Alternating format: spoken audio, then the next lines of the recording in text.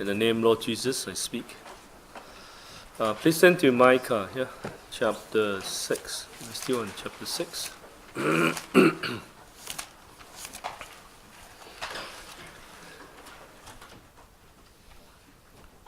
Okay, Micah 6, yeah?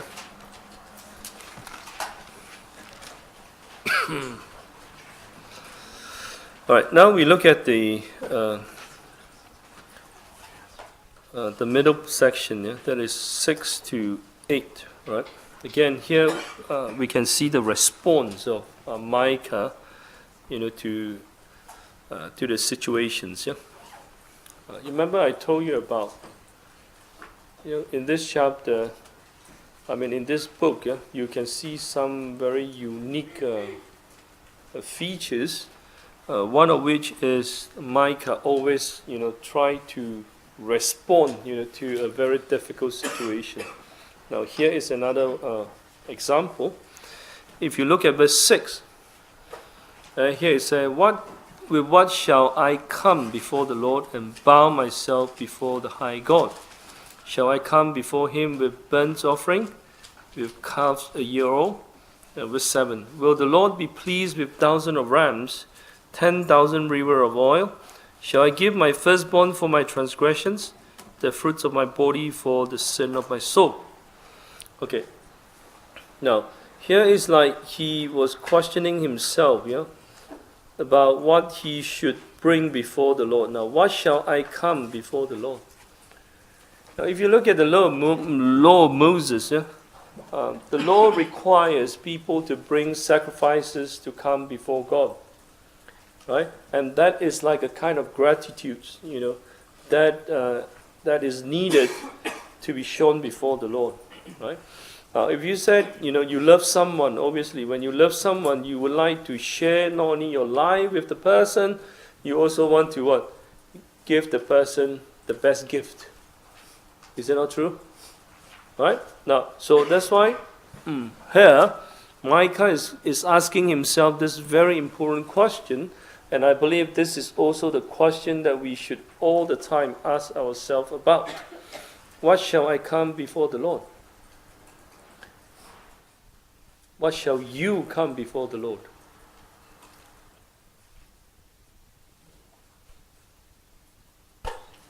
Right? Now, and bow myself before the high God, especially when, we come, before God, yeah? Now, I think from the questions here posed by Micah, it tells us something very important. What God is interested in is not, is not the sacrifices themselves, right? Now, what God is interested in is the conduct of our life. How do we conduct ourselves? God is more interested in that than anything else. All right. Now I want to look at Genesis. Yeah, we're going back to year 1 now. Genesis, chapter 4. Is it?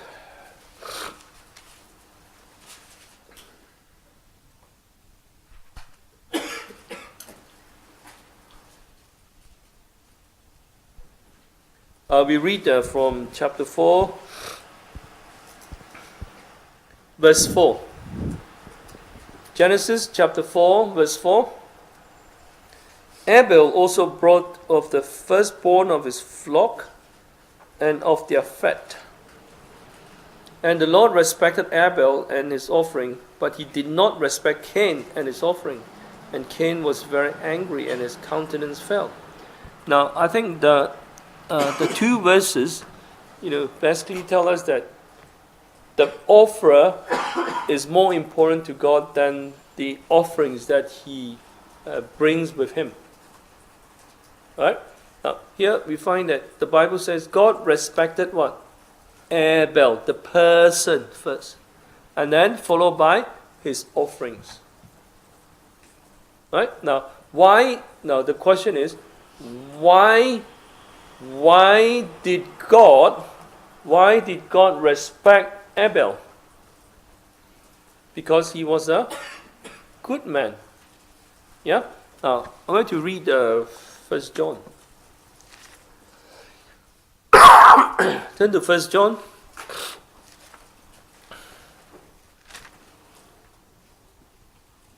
Anyone? Which chapter? 1 John chapter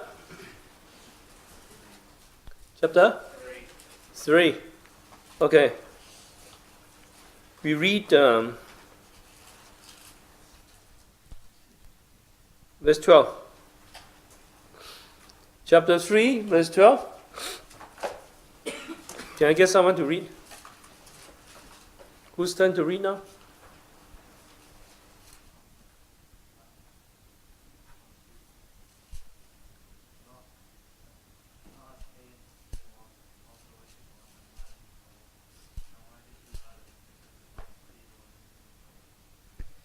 Here we are told that this Cain was considered a wicked person, by John. Right? That's why he murdered. So obviously, a wicked person's sacrifices will not be accepted by God. Okay. Now, on the contrary, you'll find that this Abel, Cain's brother, was a righteous person. That's why God respected Abel and his offerings. Now, in what way do you think God would respect us?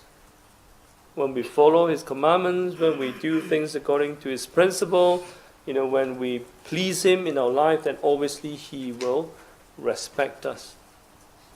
Right? Meaning, in the context of Hebrews, if we do things in faith, with faith, then surely He will respect us. Okay? Alright, now, we turn back to Micah.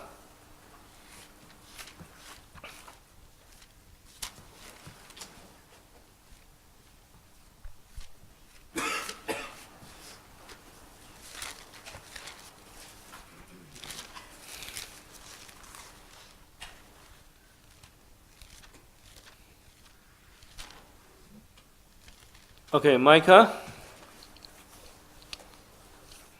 Now look at chapter 6 again. Right? Will the Lord be pleased with 7? With thousands of rams, 10,000 rivers of oil, shall I give my firstborn for my transgression, the fruits of my body for the sin of my soul. You find that all these sacrifices here are very precious, are very very important to the offerers. Okay? Now, again, we said, according to the Bible, God does not look at the offerings first. God looks at the person who brings the sacrifices to God. Right? Now, where is it? You remember, I think I mentioned so many times already, in the book of Isaiah, people brought a lot of sacrifices to God. Now, why did God reject all their sacrifices? Why did God reject all their sacrifices?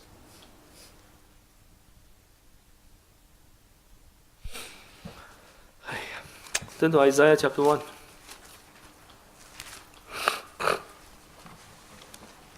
Please turn to Isaiah chapter 1.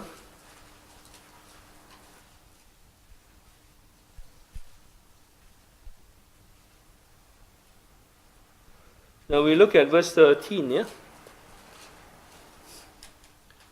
Now bring no more futile sacrifices or worthless sacrifices. Incense is an abomination to me, the new moons, the Sabbath, and the calling of assembly. I cannot endure iniquities, and the sacred meeting.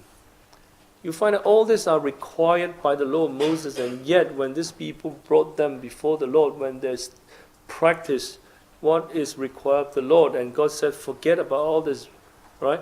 I don't need them at all. It's an abomination to me. Okay?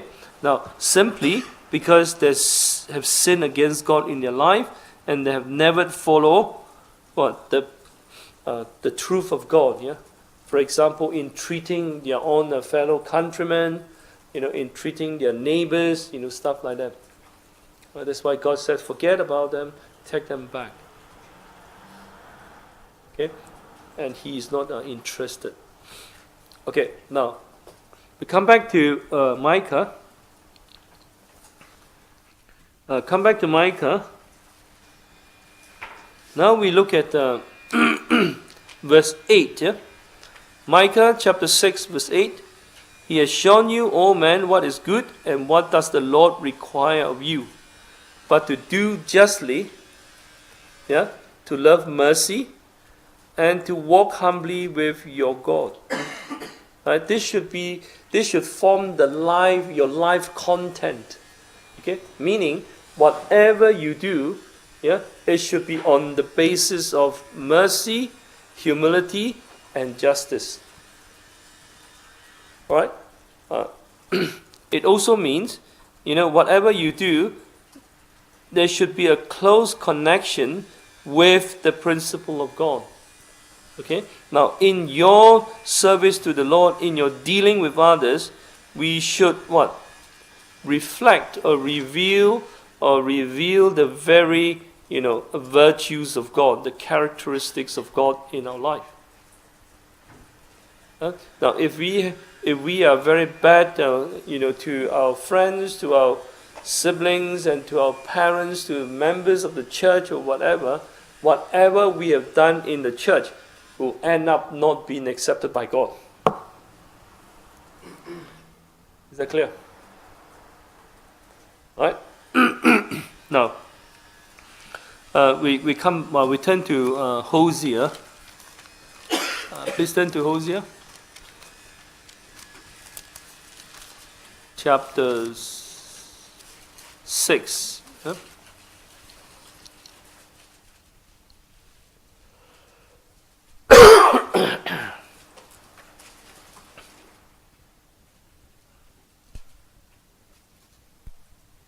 Now, Hosea chapter 6, verse 6.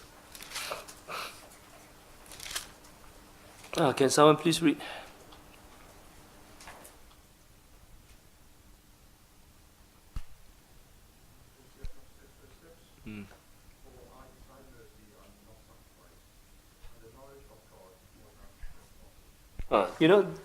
These are the things that God desired to see in us. Right? Now, if we have mercy, then naturally we will what? Will offer to God. In the times of Jesus, the scribes and the Pharisees made a lot of sacrifices to God, but all of them were not accepted. Yeah, because the basis for their offerings were not on the very virtues of God, like mercy and kindness and stuff like that. Okay. Now, you remember this? King David, he sinned against God, and he wanted to offer, but he knew that God would not accept. All right? Now, I want you to read Psalms 51.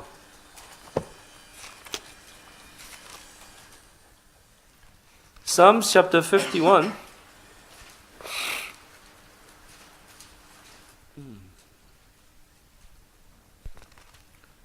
We look at verse 16 and 17. 16 and 17. Next to read.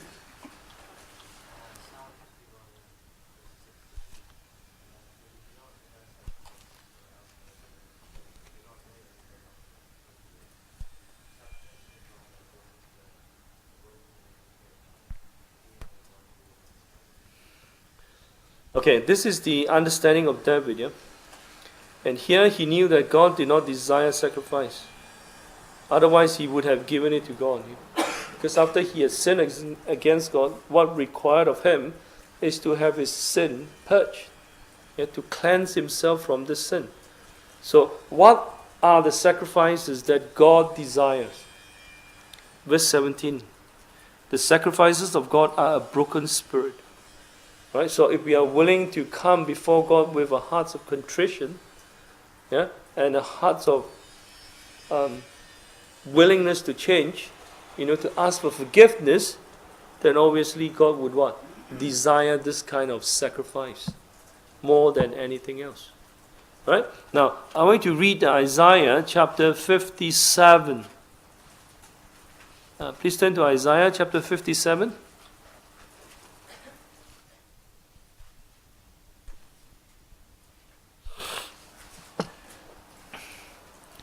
Isaiah 57. We look at verse 15. Isaiah 57, verse 15. For thus says the high and lofty one who inhabits eternity, whose name is holy, I dwell in the high and holy place, with him who has a contrite and humble spirit, to receive the spirit of the humble and to revive the hearts of the contrite ones. Now God is high and mighty. He lives in heaven and inhabits eternity, and yet you find that he was very keen to see if man is willing to change their ways. Right? Now, so when we come before God, we can come with a heart of contrition and a spirit of humility, then surely God will be with us. We shall experience the abiding presence of God. Yeah? All right, now we turn back to Micah.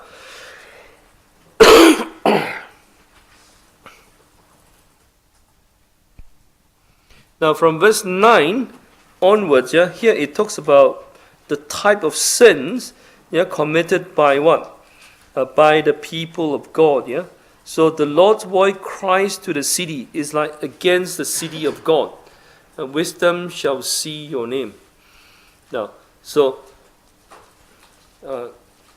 when you read from verse 9 onward, the second part, here the rod is like a rod of chastisement. It's the rod of punishment against those who have done wrongs. Now, look at the wrongs mentioned. Are they yet the treasures of wickedness in the house of the wicked, and the short measure that is an abomination? Shall I count pure those with the wicked skill and with the back of deceitful weights? Now, so you find that even in the time of Micah and Isaiah, the people of God were very dishonest.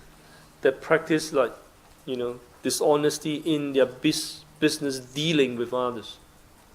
That's why if next time you want to be a what? Be a businessman, businesswoman, of course. Then you must be very pure with your what?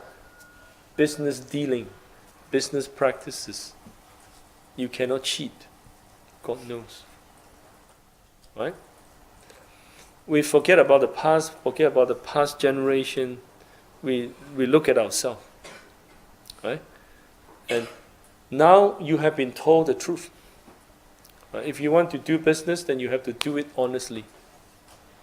You get what I'm saying? Right? Now, then I have to be clear with you. Okay. No strength to walk up. Okay.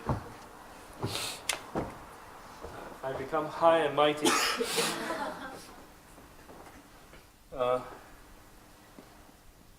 Text.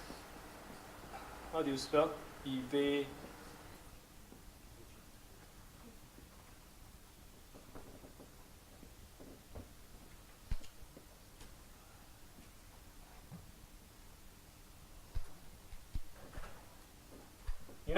According to the law of the land, is what? You cannot evade tax. You cannot avoid paying tax. Right? Because that's the duty of a citizen. Right? Now, if you are required to, your business, whatever earning you have, if you have to be levied, or you have to, how many percent? I don't know. 25?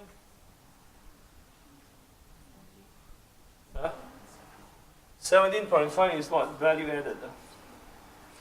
I'm not accountant, I don't know. Let's assume 25%, okay? Meaning every 100 pounds that you earn, I'm talking about profit. okay, then you have to pay 25 pounds. You cannot cheat. You have to be honest. Okay? You know, in the eyes of God, honesty is very important. You cannot give all sort of excuses saying that, blah, blah, blah, blah, or whatever. If I pay full tax and my business will go bankrupt or whatever. That is your excuses. Right? Honesty is very important. What is that? Do you heard about the gift aid? Yeah? If you pay tax, and you offer to the church, for every pound, the government will refund you how much? Refund to the church?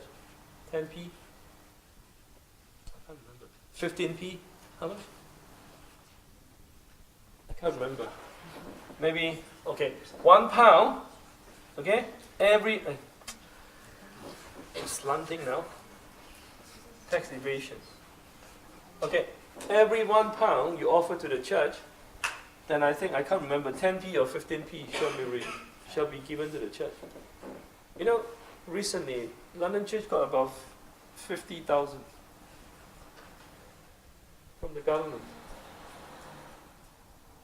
And so they used the money to refurbish the second floor. Hallelujah. You see?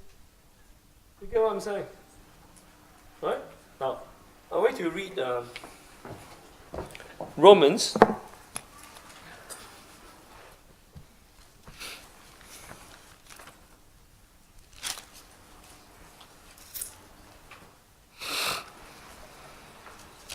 Chapter 13.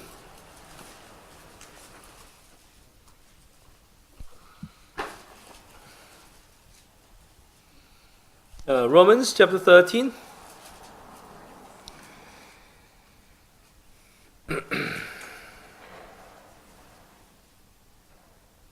Where's the text one? Okay. We read from verse 1. Yeah? Let every soul be subject to the governing authorities, for there is no authority except from God, and the authority that exists are appointed by God. Now where's the text? Verse 7, thank you. Render therefore to all their due, taxes to whom taxes are due, custom to whom customs, fear to whom fear, honor to whom honor. Now we need to understand, Paul was writing to the members at Rome. At that time, they were not exactly under the persecution, but they had been ill-treated by the Romans before. And yet you find that Paul, when he was writing to them, he ensured that the believers of God, especially their behaviors, were conforming to the to the requirements of the law. You get what I'm saying? Right? Now, I think this is not the only accounts that the Bible talks about this. Yeah, I want to read. Where is it? I think it's 1 Peter.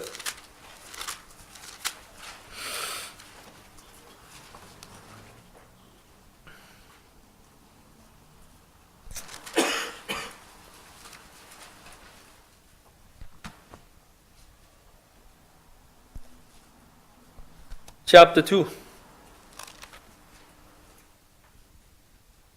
verse 13, yeah? Now therefore submit yourself to every ordinance of man for the Lord's sake, whether to the king or supreme, or to governors, or to those who are sent by him for the punishment of evildoers, and for the praise of those who do good. Right? Again, we are told to what? Submit to authority. Yeah?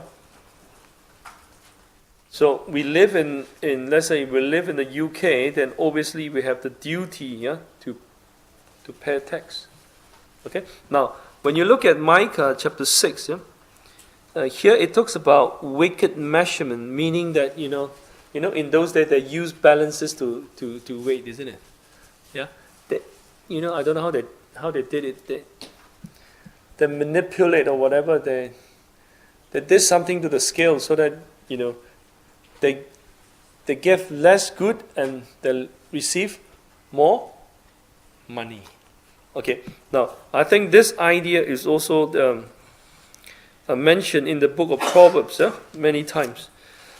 Where is it? Chapter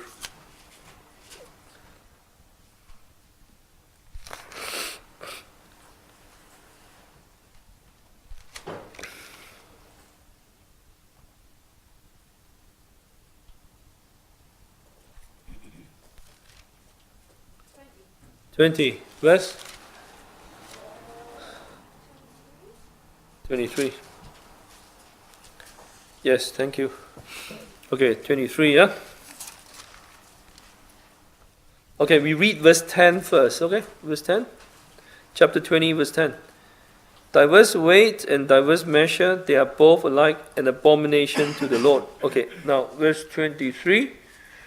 Now diverse weight are an abomination to the Lord, and dishonest scale are not what? Are not good. Okay? So that's why we cannot set out to cheat or to deceive. That shouldn't be the mentality of a child of God. Right? We must not think about cheating people, deceiving people, extorting people. That is not right. Right? So honesty is the way forward. Put it this way. Must be very honest. Is that clear? Now, we are talking about ourselves, okay? Don't talk about others, okay? Now, we are the new generation. So now we have been told the truth. So whatever we do, we must do it biblically, correctly. All right?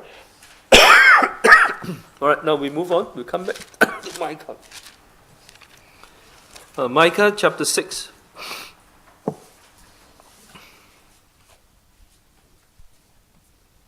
Now, look at verse 12. For her rich men are full of violence, inhabitants have spoken lies, and their tongue is deceitful in their mouth. Okay, now, so again, you find that this is the situation in the time of Micah. Right? The entire what?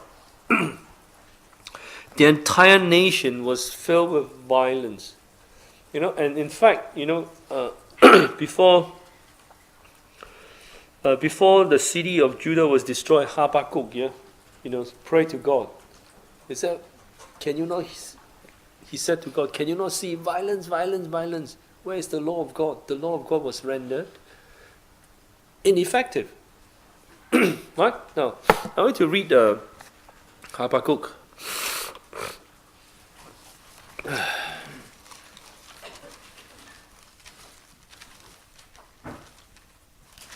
Look at chapter 1. Habakkuk chapter 1. Now, it's like Habakkuk the prophet could no longer tolerate the situation that he was in, because it had become so bad that he cried out to God, even to a point of murmuring against God. Now, verse 2. O Lord, how long shall I cry, and you will not hear? Even cried out to you, violence, and you will not save. Right? Now, verse 4. Therefore the law is powerless, and justice never goes forth, for the wicked surround the righteous. Therefore perverse judgment proceeds. Right? That was the situation, in in the time of Micah. Right? Now, so it's like a warning to the nation that if they continue with this, then surely the punishment of God would come. Now, in particular, I want to bring to your attention is the inhabitant about the word. We must be as honest as we can. We cannot tell lies.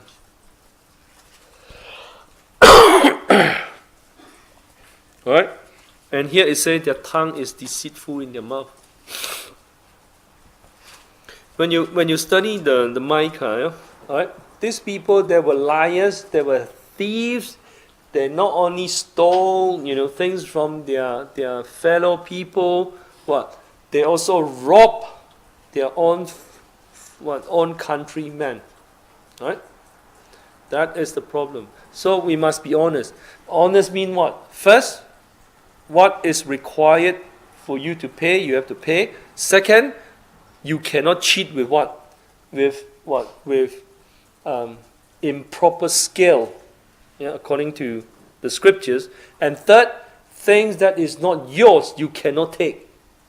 Right? Sometimes you work in the office, you got pen, all the stationaries, What you pilfer.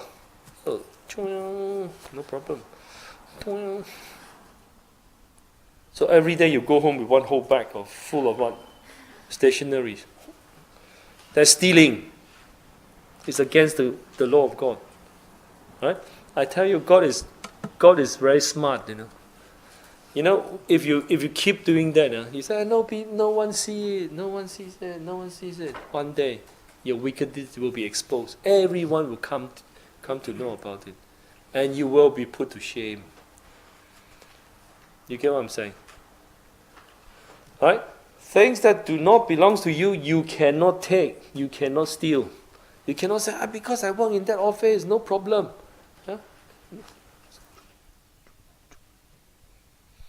So every day you have to buy new clothes. Why? Because too much, you tear the clothes. You understand what I'm saying? Yeah? Right? Now, so as children of God, we must be very honest, very truthful. If we are not careful, we can sin against God in all these areas of our life. You steal money, you steal books, you steal anything. And that is against God. God will what? Expose our our sin. Okay, now we come back. Look at verse 13 to verse 14. This is what God is going to do with them. God is going to punish them, is going to make them desolate because of their sin. And even though they eat, they shall not be satisfied. Now, each time when you go down to eat, are you satisfied? Yes. Yeah? But if you are satisfied, how come during break time is you go and eat tidbit? What do you call it? Snacks. We call it tidbit. Why? Not satisfied. What? Too much food. Okay, never mind. Come back. Okay. Now, you find that meaning, whatever they do, God will not bless them. Right? And not only that, in the worst case scenario, God is going to deliver them to the sword. It's true. Right? If you look at the destruction of the northern kingdom, God delivered them. And then if you look at the Babylonian captivity on Judah, it's true. God delivered them to the sword. Right? And God showed no pity to them because of their sin. Yeah? Is that okay? Now, so this section of the scriptures basically tells us that, we must be honest, we must be truthful, we must be people of uprightness. Because God is the most upright. God is the most high God. He is also the most upright God, according to Isaiah. Right? So, being His children, we must be upright as He is. So, in our life, we find that all this minor detail must be taken into careful consideration. Yeah? Now, from young we teach our children. Things that do not belong to you cannot take. You must ask. Right? Likewise, we need to do the same, even after we have grown up. Unless you say, this one is for common use, then you can do that. You understand what I'm saying? Is it clear? Hello, I know you are tired. Look at me.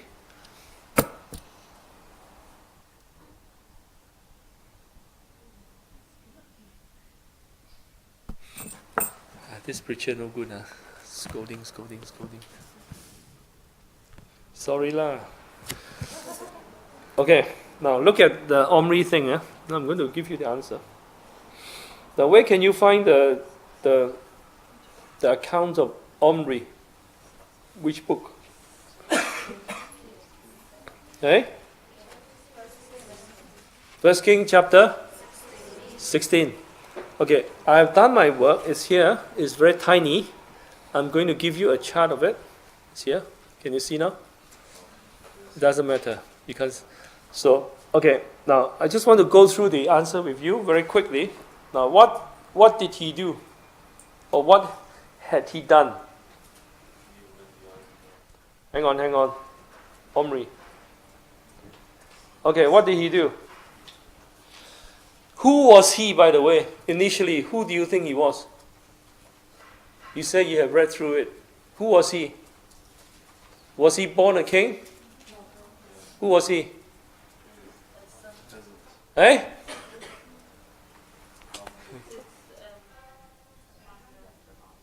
He's what? He's an Amanda. What are you saying? What? Sorry. I heard wrongly. What is that? Who was he? From the very beginning. Commander, he was a servant, isn't it? Like a servant, yeah? Then he wanted to be a king. Is that so? Yeah? Now what does it tell us about? He lifted himself up. Can you see now? Forget it. Go and read yourself. Okay. You get what I'm saying? He lifted himself up. Yeah? Alright, now.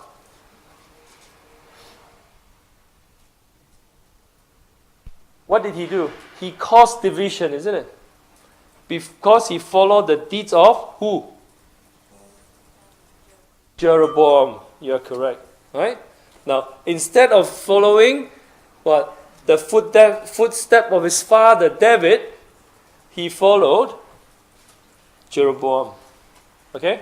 Now, meaning he did not know how to choose the right things to do. You get what I'm saying now? Yeah? He was drawn to wickedness. Okay, now, what is the third thing? Did he appoint priests for himself? Yes, he did. What does that tell us about? He altered the principle of God. Now, that is not his job. You get what I'm saying? Yeah? Now, when you look at the law of Moses, it should come from what? The priesthood must come from the Levites, isn't it? Yeah, but he appointed what? Levite for himself. Again, he altered the principle of God. Now, and there's one thing that he did.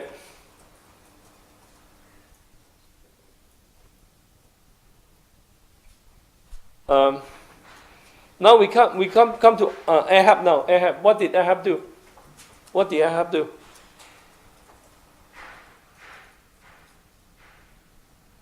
He married to a what? To a Gentile queen who instigated him to go against God. Yeah? Now, and what did Ahab do that angered God so much? He rebuilt the city of Jericho. Now, Jericho was not supposed to be rebuilt, am I right? According to the book of Joshua, is that not true? Yeah? And he did just that, yeah, to go against God. You understand what I'm saying? Right? Now, the next one is what? He embarked on a campaign to get rid of God's prophet, to eliminate all the prophets of God, those who spoke the truth and those who spoke against him concerning his bad behaviors. All right. Now, not only that, he also introduced false prophet, meaning he introduced falsehood into the community of faith. He blended the pure faith of God with pagan practices. Now, Ahab find that also what? Gratify his greed by murdering who? Naboth. Okay, now He refused to what? Seize hold of opportunity to change. Okay, he has been given opportunity. These are the behaviors, right? The deeds of Omri and Ahab. Right? Now you find that, yeah, if we summarize all the deeds and of Omri and Ahab, we can come to a very simple conclusion. These two kings were very arrogant. They refused to listen to the advice of the prophets. Okay? That is the general summary of this of these two kings. And on top of that, you find that they introduce what? Bad practices, fallen practices